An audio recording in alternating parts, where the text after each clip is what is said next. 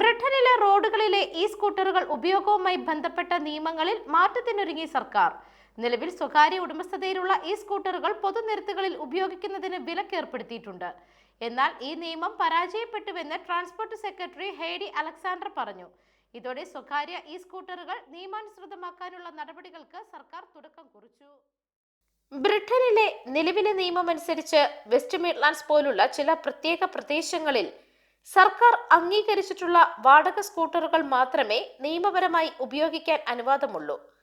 ഹാൽഫോർഡ്സ് പോലുള്ള കടകളിൽ നിന്ന് സ്വന്തമായി ഈ സ്കൂട്ടർ വാങ്ങാമെങ്കിലും അവ സ്വകാര്യ ഭൂമിയിൽ മാത്രമേ ഓടിക്കാൻ അനുവാദമുള്ളൂ. എന്നാൽ ലണ്ടൻ, ബർമിംഗ്ഹാം തുടങ്ങിയ പ്രധാന നഗരങ്ങളിലെ റോഡുകളിൽ ഇത്തരം സ്കൂട്ടറുകൾ ഉപയോഗിക്കുന്നത് കാണാം. പുതിയ നിയമനിർമ്മാണത്തിലൂടെ ഇതിൽ മാറ്റം കൊണ്ടുവരാനാണ് ലക്ഷ്യമിടുന്നതെന്ന് ഹെയ്ഡി അലക്സാണ്ടർ പറഞ്ഞു. കാൽനട യാത്രക്കാരുടെ സുരക്ഷ മുൻനിർത്തി നടപ്പാതകളിൽ ഈ സ്കൂട്ടറുകൾ ഓടിക്കുന്നത് കർശനമായി നിരോധിക്കും. സ്കൂട്ടറുകളുടെ പരമാവധി വേഗത നിജപ്പെടുത്തും. നിലവിൽ വാടക സ്കൂട്ടറുകൾക്ക് മണിക്കൂറിൽ 12.5 മൈൽ എന്ന പരിധിയുണ്ട്. ബ്രേക്കുകൾ, ലൈറ്റുകൾ എന്നിവയുടെ ഗുണനിലവാരം ഉറപ്പാക്കും. സ്കൂട്ടർ ഉപയോഗിക്കുന്നവർക്ക് നിശ്ചിത പ്രായപരിധിയും പ്രൊവിഷണൽ ഡ്രൈവിംഗ് ലൈസൻസും നിർബന്ധമാക്കിയേക്കാം. ബ്രിട്ടീഷ് സർക്കാർ ഈ വർഷം തന്നെ നിയമം പരിഷ്കരിക്കും എന്നാണ് പ്രതീക്ഷിക്കുന്നത്.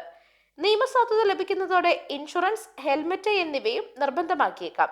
സ്വകാര്യ സ്കൂട്ടറുകൾക്ക് രജിസ്ട്രേഷൻ നമ്പറുകൾ നൽകാനുള്ള നിർദ്ദേശവും സജീവ പരിഗണനയിലാണ്. News desk, Magnavision.